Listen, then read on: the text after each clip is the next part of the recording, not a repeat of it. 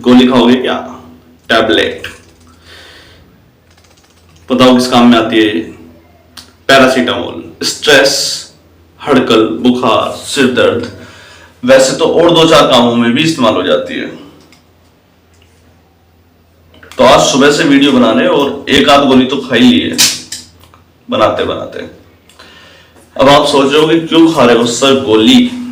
अब गोली तो खानी पड़ेगी, और क्या खाएंगे? बच्चे भी गोली, स्टूडेंट्स भी गोली, सभी गोली। गर्मी की छुट्टी वैसे चालू होने वाली है तो सब गोल हो जाते हैं, हम रह जाते हैं। तो बेटे इस बात को हम पहले भी मेंशन कर चुके हैं। वीडियो हो गई है 300 और सब्सक्राइबर्स हैं 180, 85, 190 होंगे ज्यादा। अब तक अभी आए नहीं है, आ जाएंगे। तो इतने कम में काम कैसे चलेगा? 300 वीडियोस और बहुत बेहतरीन सवालों की वीडियो, हल्की नहीं है। सभी में 2-2 घंटे, 3-3 घंटे, 5 घंटे भी पढ़ाया मैंने। सवाल देख लो, नीट का और आईआईटी का सवाल इतने हल्के नहीं करवाए हैं मैंने कभी भी, बहुत अच्छे सवाल करवाए हैं।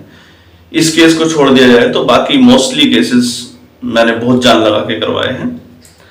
तो थोड़ी सी मोटिवेशन की आवश्यकता हमें भी पड़ती है। अपनी तरफ से कितनी ही जान फूंक दे कोई, है ना, जब ग्रोथ ही ना आ रही हो। चलिए चेक करते हैं सवाल को। In an experiment, the values of refractive index of the glass were found 1.54, 1.53, 1.44, 1.54, 1.56 and 1.45। ये रिफ्रैक्टिव इंडेक्स की R1, R2, R3, R4, R5, R6 6 values हैं। आपसे पूछा है mean value of refractive index. Mean values हमने निकालनी सीख रखी है। मीन वैल्यू आप इसे A1, A2, A3, A4, A5, A6 मान लीजिए। तो मीन वैल्यू कैसे आ जाएगी? मीन वैल्यू निकालने के लिए अब आप इन सब को जोड़ देंगे, डिवाइड बाई 6। 1.54, 1.53 plus 1.44, 1.54, 1.56, 1.45 upon 6। जोड़ दीजिए। जोड़ना थोड़ा जल्दी करना पड़ेगा। 5, 6, 11, 4, 15, 4, 19, 2, 20 और 1, 19 और 1, 20 और 2, 22, 4, 26 का 6 यहां से लगे 2, 4, 5, 9, 5, 14, 4, 18, 2, 20 और 3, 23, 3, 5, 28, 29, 30 की 0 यहां से लगे 3, 1, 2, 3, 4, 5, 6 और 3, 9, 9.06 अपॉन 6। अगर ये डिवाइड ठीक नहीं हुआ होगा तो याद रख लेना, सवाल गलत हो जाएगा। गलत 9.06, 6 1 जा 6, 3 0 उतार लो, 6 5 जा 30। ठीक, कुछ बच गया है आगे तो 1 और लगा देते हैं। 1.51 के आसपास एक्यूरेट वैल्यू आ रही है, यानी कि नीचे वाले दोनों ऑप्शन गलत हो गए हैं। 1.51 वाले, 1.51 वाले दोनों केस हमारे सामने ऑलरेडी उपस्थित है। ए मीन निकल गया 1.51 के आसपास, हम इसे डायरेक्टली लिख देते हैं। अब ए मीन को 1.51। ठीक, अब मीन एब्सोल्यूट एरर कैसे निकालेंगे बेटे? मीन एब्सोल्यूट एरर निकालने के लिए सबकी एरर निकालनी पड़ेगी। देखो बेटे, इसको नापने में कितनी गलती हुई है?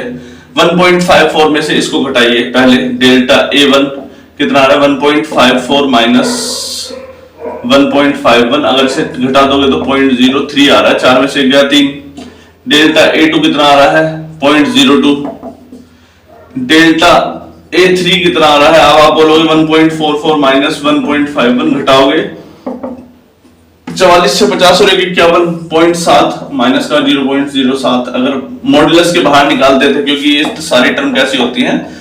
मॉड्यूलस में होती है, इसलिए मॉड्यूलस से बाहर निकाल देंगे तो कितना आ गया? 0.07। ठीक, डेल्टा A4 की बात करी जाए तो डेल्टा A4 भी कितना आ रहा है? 1.54 माइनस 1.51 यानी कि 0.03। फिर से डेल्टा A5 की बात करी जाए तो वो कितना आ रहा है? 6 में से 5, 0.05।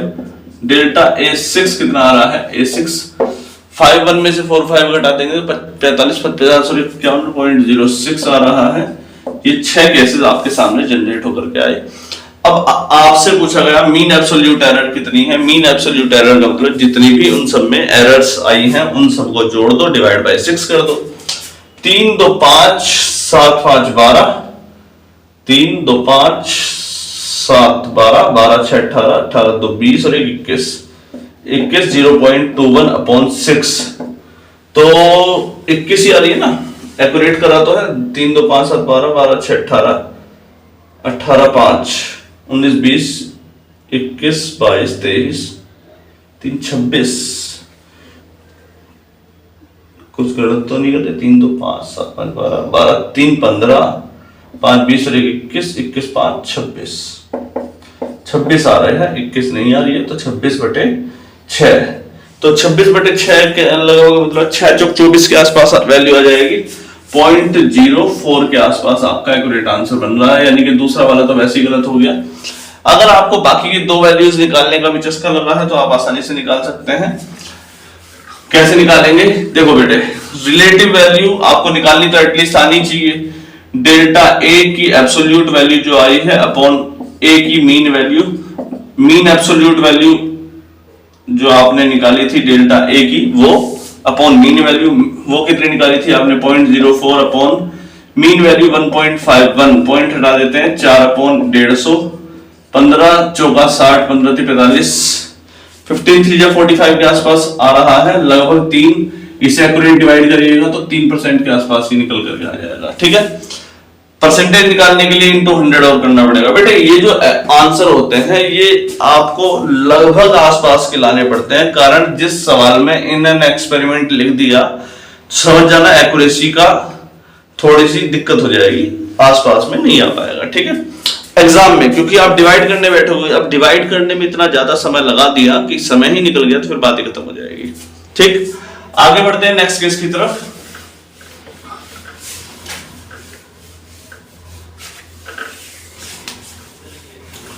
क्वेश्चन नंबर 3 हो गया है, क्वेश्चन नंबर 4 की तरफ चलते हैं। क्वेश्चन नंबर 4 क्या कह रहा है आपका, इसे थोड़ा सा इजी लेंगे।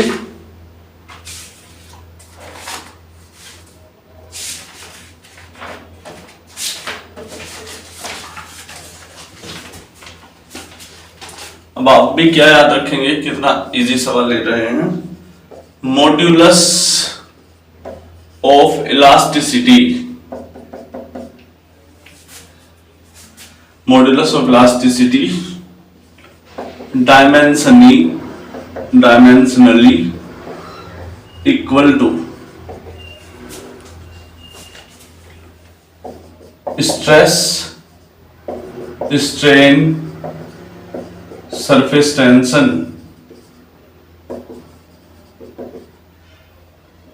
Coefficient of viscosity.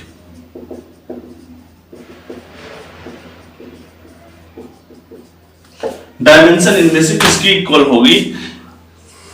Modulus of elasticity के। ठीक है, सवाल बड़ा ही आसान सा है। मॉड्यूलस ऑफ इलास्टिसिटी का अगर आपको फॉर्मूला आता है तो आपको पता होगा मॉड्यूलस ऑफ इलास्टिसिटी क्या होती है। शियर या जो भी टेंसाइल स्ट्रेस अपॉन स्ट्रेन। ठीक, अब बच्चे क्या होंगे कि एग्जाम में कंफ्यूजन आ जाएंगे कि मॉड्यूलस ऑफ इलास्टिसिटी जो है वो स्ट्रेस अपॉन स्ट्रेन की इक्वल है, इसका मतलब ना स्ट्रेस होगा ना स्ट्रेन होगा, सरफेस टेंशन और ये कोएफिशिएंट ऑफ विस्कोसिटी में टिक करके आ जाएंगे। आमतौर पे स्ट्रेन जो होती है, strain change in length upon original length होती है, या change in area upon original area होता है, या change in volume upon original volume होता है। इसे स्ट्रेन कहते हैं। लेंथ से लेंथ कट सकती है, एरिया से एरिया कट सकता है, वॉल्यूम से वॉल्यूम कट सकता है, मतलब डायरेक्टली नहीं कट सकते। इनकी डायमेंशन तो कट ही सकती है भाई। इस वाले वॉल्यूम की डायमेंशन l की क्यूब, इस वाले वॉल्यूम की डायमेंशन l की क्यूब काट दो, कितनी आ रही है वैल्यू 1। इसका मतलब नीचे वाला जो टर्म है वो डायमेंशन लेस है, उसकी कोई डायमेंशन नहीं है, डायमेंशन लेस क्वांटिटी है। तो इस वाले की डायमेंशन नहीं है तो इसकी डायमेंशन किसके इक्वल आ गई? स्ट्रेस के। तो पहला वाला ऑप्शन आपका एकदम एक्यूरेट और करेक्ट आंसर निकल करके आया। तो ये क्वेश्चन नंबर 4 बहुत आसान केस लिया है हमने। शुरुआत हम थोड़े हल्के सवालों से कर रहे हैं, चिंता मत करो, बहुत तेजी से ही, बहुत जल्दी ही बहुत अच्छे सवालों पर हम पहुंच जाएंगे। आज के लिए इतना ही, नमस्कार।